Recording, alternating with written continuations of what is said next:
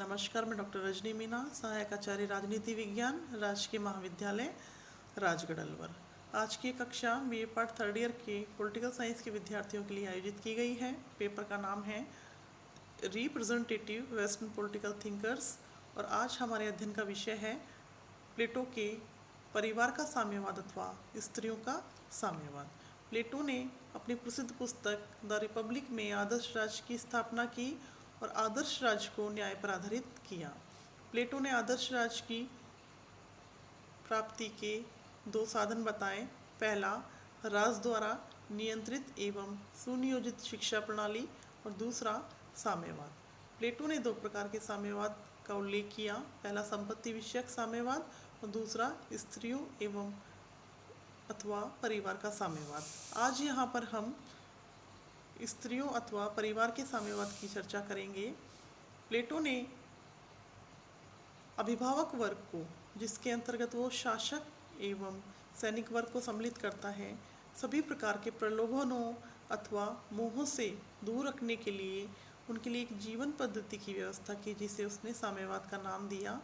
और उत्पादक वर्ग को प्लेटो साम्यवाद से परे रखता है और इसे केवल अभिभावक वर्ग या संरक्षक वर्ग पर ही लागू करता है, क्योंकि प्लेटो का मानना है कि उत्पादक वर्ग शासन संचालन की गतिविधियों से संबंधित नहीं होता है। इसलिए प्लेटो उत्पादक वर्ग को साम्यवाद की परिधि से परे रखते हैं। प्लेटो कहते हैं कि अभिभावक वर्ग के लिए निजी संपत्ति का निषेध करने के साथ साथ उन्हें परिवार से भी वंचित करना आवश्यक है, क्योंकि प्लेटो का मानना है कि अभिभावक वर्ग कुशलतापूर्वक अपने कर्तव्यों का पालन कर सके। इसके लिए उन्हें संपत्ति के मोह के साथ साथ परिवार और स्त्रियों के मोह से भी मुक्त किया जाना चाहिए। प्लेटो ने इस सिद्धांत का स्वरूप बतलाते हुए कहा कि अभिभावक वर्ग के स्त्री एवं पुरुष में कोई भी अपना निजी परिवार नहीं बनाएगा। स्त्रियां सबकी समान रूप से पत्नियां होंगी। इनकी संतानें भी समान रूप से सबकी होंगी। ना तो माता पिता अपनी संतान को जान सकेंगे और ना संतान अपने माता पिता को जान सकेगी।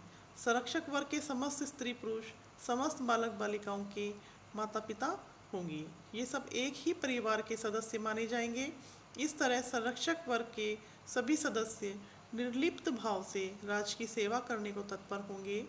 और प्लेटो अपनी इस योजना के पक्ष में बहुत से तर्क देता है। प्लेटो का मानना है कि अभिभावक वर्ग को परिवार के मोह से मुक्त करना आवश्यक है, क्योंकि प्लेटो परिवार को एक ऐसी संस्था के रूप में देखता है जो व्यक्तियों के अंदर संकीर्ण मनोवृत्ति और स्वार्थपूर्ण प्रवृत्तियों को उत्पन्न करती है।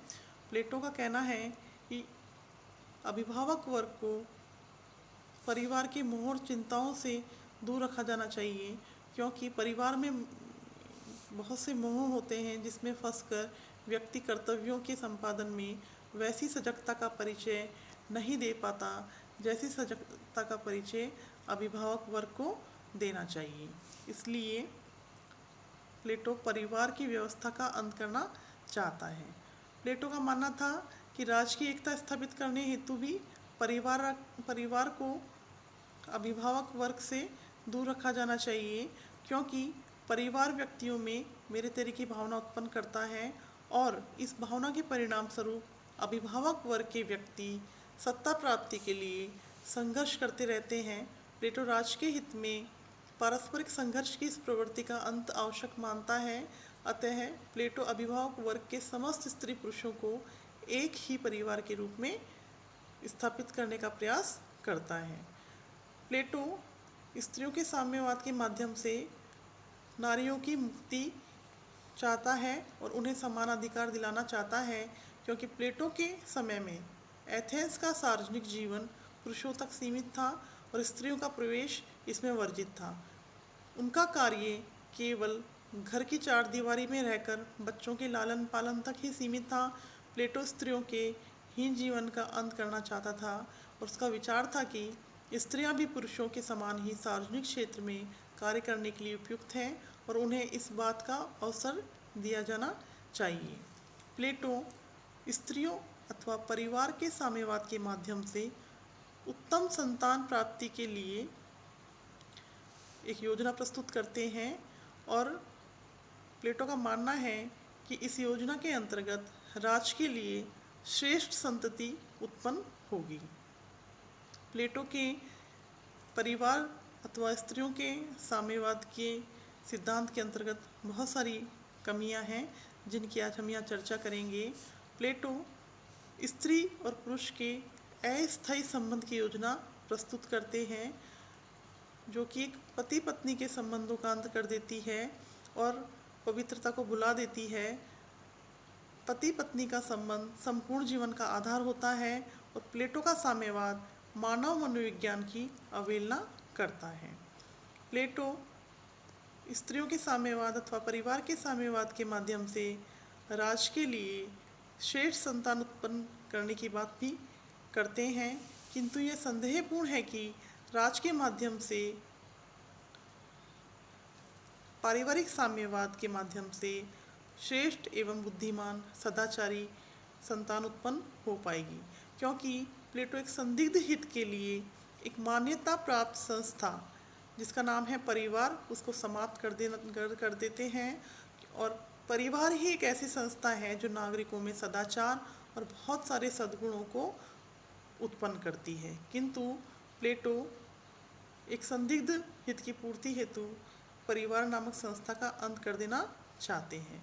प्लेटो के साम्यवाद में अभिभावक वर्ग को पारिवारिक सुख से वंचित कर दिया जाता है जिससे वो प्रसन्न नहीं रह सकेंगे और न ही सार्वजनिक कर्तव्यों का संपादन भलीभांति कर सकेंगे। प्लेटो ने स्त्रियों के सामूहिक स्वामित्व की योजना प्रस्तुत की जिससे राज्य में एकता उत्पन्न हो सके, किंतु यह योजना एकता के स्थान पर संघर्ष और विवादों को उत्पन्न करने वाली है। प्लेटो का परिवार या स्त्री का साम्यवाद नैतिकता और पवित्रता पर भीषण आघात करने वाला है।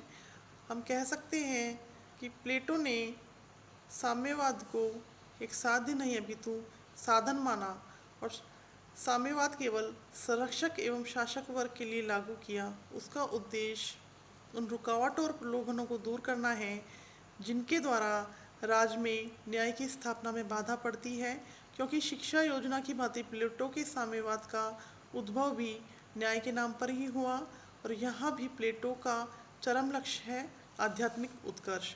किंतु प्लेटो की परिवार के साम्यवाद अथवा स्त्रियों के साम्यवाद की योजना व्यवहारिक नहीं कही जा सकती। धन्यवाद।